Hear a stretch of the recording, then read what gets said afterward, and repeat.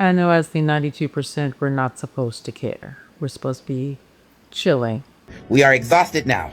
So in this moment, we're going to be thinking about us, resting. Y'all go out there and go do the work. We have been shouldering the responsibility for everyone's freedom in this country for far too long. It is time for you to get up and go work.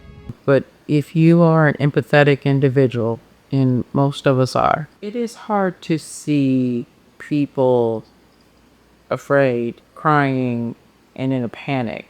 You're not a criminal. Every time we go to ICE, they tell you, Mr. Juarez, your wife is no criminal. He voted for him, and now he's deporting his wife. And the way that y'all laughed at Selena Gomez was very confusing to me. I just wanted to say that I'm so sorry. All my people are getting attacked. The children. They don't understand. I'm so sorry. I wish I could do something, but I can't. I don't know what to do. I'll try everything, I promise. I feel like I missed the memo on we don't like them celebrities at all. Selena Gomez is 1,000% that girl that would post a picture of her crying on her Snapchat story that says, "Don't hit me up." And of course, people got mad at that ridiculous post, so she deleted it and then posted this. Apparently, it's not okay to show empathy for people. How is posting yourself crying on your Instagram story showing empathy for someone? I guarantee 20 seconds after this was taken, she walked across the heated floors in her bathroom to wash off her face, and then she screamed out to her maid to make her avocado on toast because she doesn't know what to do. This girl's worth hundreds of millions of dollars. If she feels so bad that she needs to publicly cry about it, why not financially help the people that need it? Well, that's not the message. The message is for her to speak to people who I believe were reaching out to her, whether that was in her comments or in her DMs asking for her to help. And she is a quite powerful figure. So I could see people saying, what can you do, if anything? And she does have a lot of influence. Has she ever leveraged it politically? I don't think so. But the overwhelming feeling of helplessness and hopelessness, I can imagine, could occur when people are afraid and in a state of panic. That energy can be transferred to you. When you don't have a solution, you could feel sad. You could feel angry. I don't think she had the intention of let me go perform and then be done with it. I think she was, like most people, touched by what you see, because what I've seen has been heart-wrenching. Contrary to what Trump promised, ICE is detaining people who have no criminal history and they are lawfully present in the United States. One of my clients was detained this weekend by officials in California. He has a U visa pending, he has a petition by his U.S. citizen wife pending, and he has no criminal history. Why would this happen? And I know the answer. It's called sales quotas. The president is apparently disappointed with the results of his mass deportation campaign so far, and so he implemented quotas that were outlined Saturday on a call with senior ICE officials who were told that each of the agency's field offices, and there are multiple field offices in many states, there are 2 in Arizona alone, will now be responsible for arresting 75 people per day per field office. And if you don't hit those quotas, baby, you ain't moving up in management. I do feel extremely bad for those that will get caught up in this immigrant deportation. And there are already people who are American citizens that have gotten wrapped up into it. And trust that it won't just be Latino people. Yeah, on Thursday, ICE detained American citizens, a military veteran, and one of my colleagues and her son, who is 8 years old. Now, my colleague and her son are Black American citizens. They have Jamaican ancestry. They were detained for over 24 hours. That's how long it took us and lawyers to get them out of ICE detainment.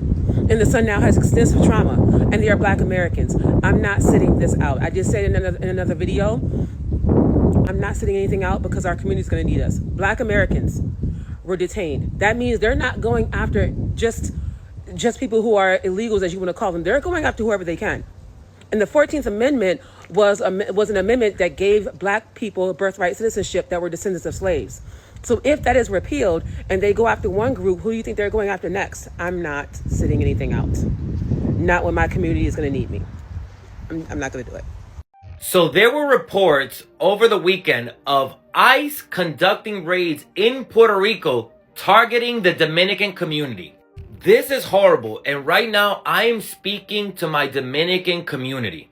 Look, this might not be the best moment to say this, but I'm going to take the opportunity to do it anyways. We cannot be okay with the mass deportations that are happening to Haitians in the Dominican Republic and then get upset when mass deportation starts happening to us in the US or one of its commonwealths. You cannot have it both ways. You can't say, oh, it's different with Haiti. No, it's not. It's the same anti-blackness, xenophobia, mis and disinformation that is happening in the Dominican Republic against Haitians is the same thing happening here in the US against Latinos and Dominicans in this situation right here. So remember, Dominicans, whatever justifications you're making for putting people in cages, separating families, and deporting people en masse is the same justification that the US is making. These raids, these mass deportations are being done again through fear-mongering, xenophobia, mis and disinformation, and we need to stand up to it wherever we see it. We need to come together. This is how they win. They divide and conquer. But if we come together, we get rid of all that xenophobia, that hatred, all that anti-blackness that exists within our communities, we could be so much more and finally get rid of these fucking fascists for good. How are you guys not scared? For your friends that are undocumented, for your parents, for your siblings, for your family. How does that not bother you? How? Just tell me how. How could you walk up there and vote for him after everything he said he was going to do? You think just because you were born here, you're not gonna go through it? He doesn't like you. When are you gonna understand that? Oh my god. Like, it's so scary. It's so scary to know that just at any given moment, you can just be separated from your family. And there's nothing you can do about it. Nothing. Because it's the law. Or even you can go too. Who knows? The people that are coming here are the criminals. The ones that did something bad in their country, they're running away from their law. Amiguis, meet the Alvarez family, who all voted for Trump and are very excited that he's coming into office. They're upset about many things, but the one thing they're most upset by is by all of these bad people coming into the U.S., which I find very ironic, amiguis, because you see Mario and Mireya here both entered the U.S. illegally in the 1980s. When asked about their undocumented relatives, this is what they had to say. You hear Trump promise mass deportations. Do you worry about them? Yes and no, because the ones that I know, they're doing good. They're not breaking any law. Because, when ICE is knocking on your door, they won't care about your accent. They won't care about your skin color. They're going to care if you're a good person or a bad person. The family is Latino, and a lot of them are immigrants. But at the end of the day, we're American. And then we're American. As I say, I hope you get everything you voted for. And you know what? I'll do a special segment next year. Do a little follow-up called, Where Are They Now? Empathy is no longer cool. That's for sure. Especially online. And you see the worst. I'm seeing the worst of people. And that doesn't make me feel good at all. I do believe that this first few weeks and maybe even the first few 100 days were really designed to shake things up, to make people feel uncomfortable, to make people feel unsafe, to really leave an impact. We're going to do what we want to do now. And as we go into Black History Month, I do believe that you will see more hate. Ultimately, as a Black person, I feel like the DEI things were directed to Black people, even though we know everyone benefits from DEI if there's anything to benefit. What's a DEI job? They think the DEI means Black. Like, they have put in their minds that it means that there's two people who are applying for a job. This person's going to get it because they're Black. When in actuality, DEI is inclusive of everyone. I worked for one of the highest profiting companies in the world, and their DEI initiatives made it so that veterans had support groups. They made it so that new mothers were able to breastfeed in mothering rooms throughout the day, or people of different religions were able to have meditation rooms where they could have prayer. So it's like making an inclusive workplace for everyone, prioritizing the fact that not everybody's the same. And they think that it means black. And it's like a moving of the goalpost. In their mind, there is no world where a black person would be more qualified, that there's always going to be an infinitely more qualified white person. Doesn't matter if the black person went to school for years. They got it because they're black and not because they worked for it, which is wild. Which is wild when you think about it. Like, you're essentially saying there's no way that I'm not the best. Even if I didn't work for it or I didn't go to school, there's no way that I'm not the best.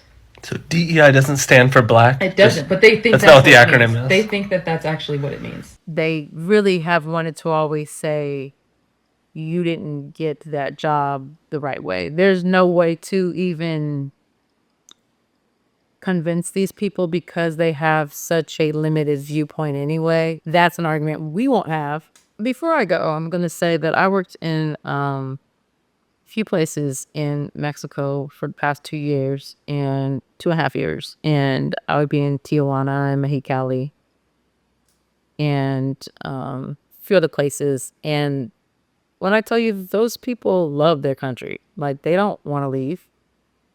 They have beautiful towns and cities, and it's like being in California. Like, people who live near the border could not even fathom, like, why would I want to live there? Like, the thing that y'all been sold on, like, people wanted to leave Mexico by any means necessary. No, people are very happy to live there, and they're very proud of their country. The people that are coming here are from other places, and they have, different situations that they're running from. And it's just a different mindset. Like, these are not your run-of-the-mill average citizens. And I wish that was something that people knew. I wish that people would travel more so that you could see the beauty that's on the other side. And the company that I work with, we had a lot of folks that were previous citizens, deported for some reason, and or the family of deportees. So even learning that culture was very interesting. The children of, that grew up here and then went home, or perhaps deported for whatever reason. Like, those individuals, their stories were so unique as well. And America has really taken advantage of that population because they can speak English very well, because they understand American culture. There's a very huge call center culture there. And so a lot of our call centers for America are in those regions. And I say they prey upon those people because they use the American dollar, of course, there. So the exchange is good and they're able to live a decent life. But it still bothered me that this was a common practice. And it happens in the Philippines, and it's definitely happened in Nicaragua as well, and other places where you have cultures, people who know how to speak English that can provide this service, but they're being paid like cents on the dollar to do this work. I know that there are partnerships between the southern states and a lot of companies in tech to bring industry to that area in Mexico. And so my hope is that what I witnessed, the partnerships and the mutually beneficial relationships will still stand, even though Trump is doing all the stuff he's doing, because it was pretty remarkable to see. And people really excited to see those industries come. Like, people were excited to join these industries, whereas they probably would not have had the access to those industries before because they weren't there. So, I got to witness a lot there. I learned a lot. I'm not co-signing the laughing at Selena Gomez or co-signing any of the I told you so and all that kind of stuff. I do have it for some people. I do. The you voted against your interest people, you know what I'm talking about. I got it for them, but I definitely don't have it for the Latino folks that I see that are wondering what's going to happen next. So let me know your thoughts in the comments.